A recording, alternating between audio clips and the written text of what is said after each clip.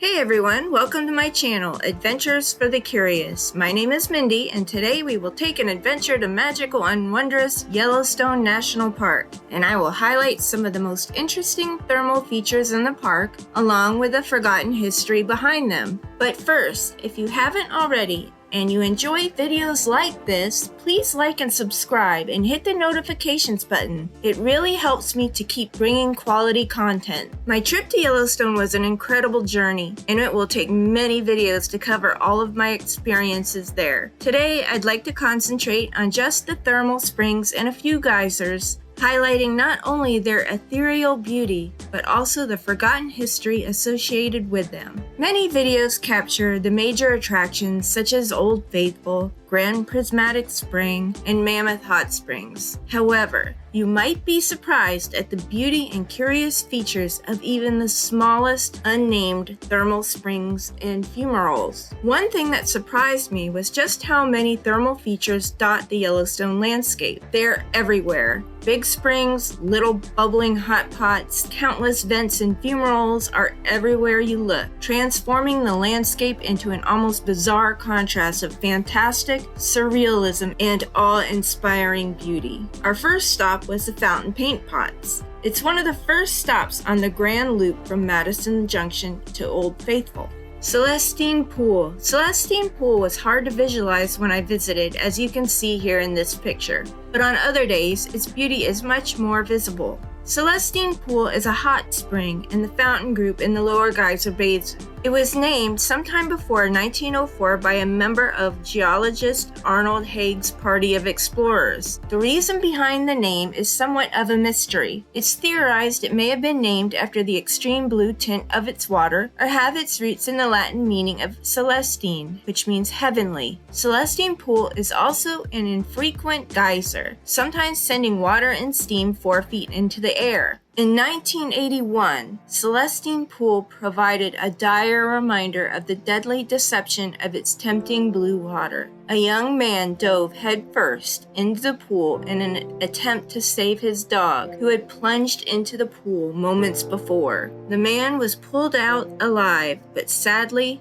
died the next day. The dog's remains have never been recovered. If you want to see more on this story, you can watch my video of 10 ways to die before your time in Yellowstone. I go into much more detail there. Near Celestine Pool is Silex Spring, which was happy to show off its colors when I visited. Silex also appeared on maps in 1904, but no one knows who named it or why. Silex is the Latin word for silica, so that may be the meaning behind the name. Silex became a geyser in 1946, then again just after the devastating 1959 earthquake, when it erupted to heights of 10 feet. It then quieted down and didn't exhibit geyser activity again until 1973. In 1977, it began erupting at regular intervals of 1.5 hours, with spouts of superheated water rising 10 to 15 feet. It continued until 1979 and again went dormant until the late summer of 2000, when it erupted at erratic intervals of 15 to 30 feet high. The last eruption occurred in 2006. I wonder when it will erupt again. Further along this boardwalk, we approached the fountain paint pots. These bubbling mud pools must have been more colorful in the late 1800s when they were first described.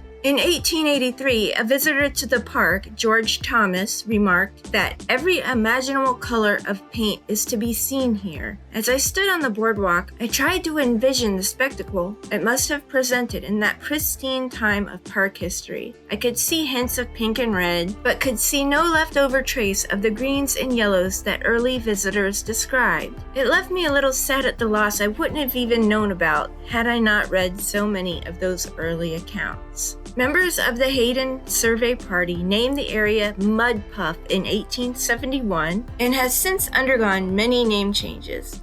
Previous names have been Chalk Vat, Paint Vat, Devil's Paint Box, and Mammoth Paint Pot. As we continued along the trail, I was struck by the contrast of the empty, sulfuric desolation of the immediate area and the verdant meadow and forested mountains in the distance. It's amazing to me how beauty could be so intertwined with, death.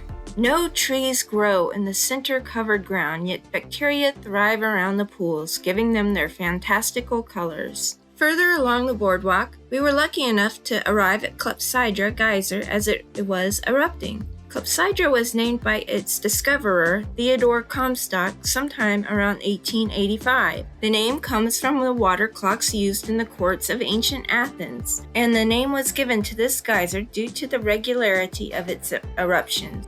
Later that day, we visited Old Faithful. There are countless videos focusing on the glorious outburst of this Yellowstone icon, but few, if any, dive into the history of the park's most celebrated and beloved feature. Poets have referred to Old Faithful as eternity's timepiece and guardian of the valley, and it's easy to see why. Standing alone in the center of an otherwise desolate thermal area, it commands attention. It's really trying. It looks like it's really struggling. Get over here. Come here.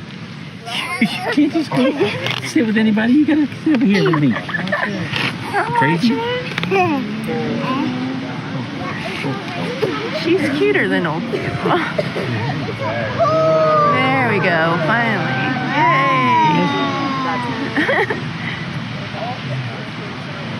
Wow, look at that. Look. That's pretty amazing. Bigger. Look how big it's getting. Wow, it is getting pretty up there, huh? Yeah. Right above sunset. Oh, that's incredible. It was worth the wait. The birds are scared.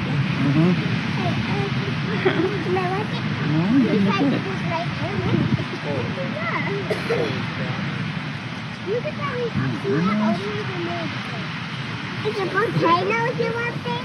They said anywhere from 5 to 7 minutes. Geyser? Geyser. Going to see it. But that might be from the beginning little bubbles, you know what I mean? Yeah. To the end little bubbles. Isn't bad. Yeah, that was pretty good. I think it's going down now. It's late. Yeah. Okay. Moving on to day 2. On this day, we visited the thermal features in the Upper Geyser Basin near Old Faithful. There was a lot to see on that long boardwalk trail, and pools and fumaroles and vents and springs were literally everywhere we looked. Along the trail are many unnamed features that I thought were interesting. Some of the smallest pools boasted something interesting, from intense bubbling and boiling to an almost whispering scream of steam escaping from the depths. And a couple reminded us again of the deadly allure of the rainbow waters. In this pool, a squirrel had ventured a little too close, and in this one, bones of larger animals can clearly be seen on the staircase shelves that lead to deeper waters. Okay, so now let's pause and I'll show you our approach to beauty and chromatic pools.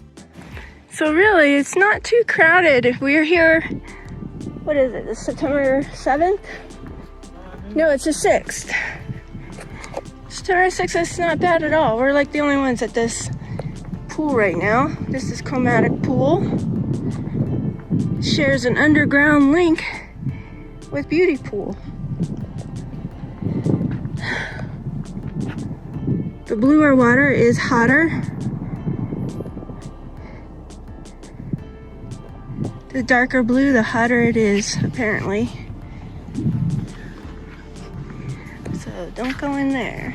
We also stopped at the Lion Geyser group, which was showing some activity. Lion Geyser was named in 1877 for the sound they emit while erupting. A sudden gush of steam followed by growling, then a hollow roar. There were so many other springs that I don't know the history behind, and they are nonetheless stunning. So I'm gonna do a quick slideshow of those springs here. I mean, some of them were just amazing, from the heart shapes to the weird shapes to the color of the water to the boiling and the hissing. I mean, it was just amazing. That trail has no lack of interesting and amazing things to see.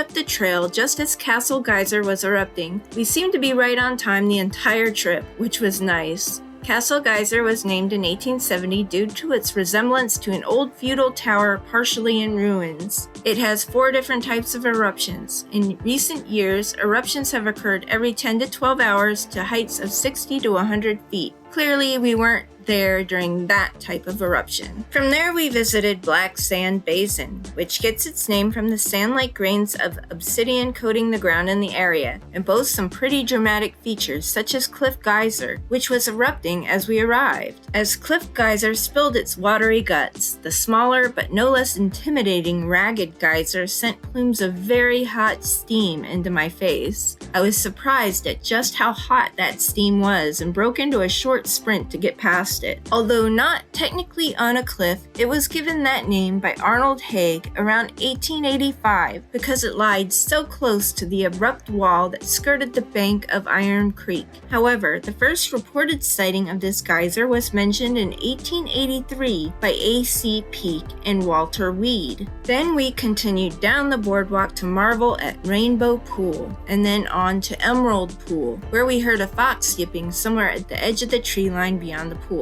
So that was kind of neat. Emerald Pool received its name in 1872 during the second Hayden survey. In 1878, A.C. Peak described the hot spring as having a beautiful emerald tint with yellow-green basin and ornamented edge. The pool's deep jewel hue is a result of the blue of its color combining with yellow bacteria growing in its bowl. In recent years, the spring's temperature have increased from 148 degrees in 1848 to about 155 degrees today. Next, we stopped at Biscuit Basin, excited to view the pool that bears the name of my birthstone, the Sapphire. As we were strolling down the boardwalk, we fell in step behind a tour guide who explained the different temperatures at various points along the boardwalk. At this point in this picture, where the yellow runoff from Sapphire Pool reaches the boardwalk, is where the most burns occur in the park. The water here is incredibly hot, and many tourists have not been able to resist the temptation to reach down and touch. For the record, I highly recommend to not do this.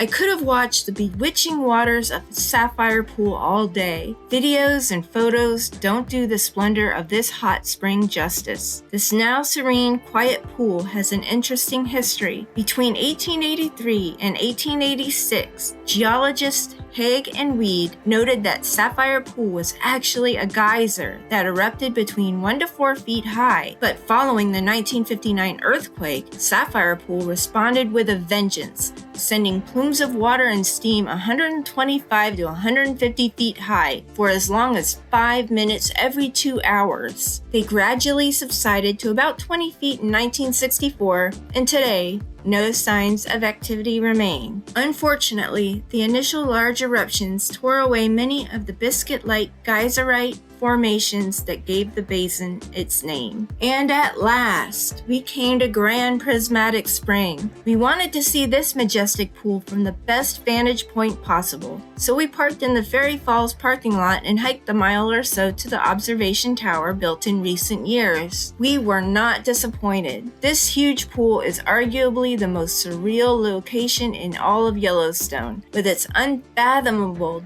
deep blue center bowl surrounded by multicolored Saturnine rings. Grand Prismatic's history is just as interesting, especially for you Forest Fen treasure hunters out there. It's truly a bit of lost history in regards to the first men of European descent to roam this wilderness, the trappers and fur traders of the 1800s. Grand Prismatic has the unique distinction of being the first Yellowstone feature described in detail. The trapper Osborne Russell described it in his journal, Journal of a Trapper, in 1839 as having striking intense colors that were reflected in the spring's vapors. Grand Prismatic Spring also is notable in that it is the 3rd largest thermal spring in the world, with only 2 larger ones located in New Zealand. Well, I think that about covers the thermal features we visited during our journey to Yellowstone. I have so much more to share, and will hopefully have the next video in this series up next week. I hope you all enjoyed this video and will join me next time on Adventures for the Curious. Remember,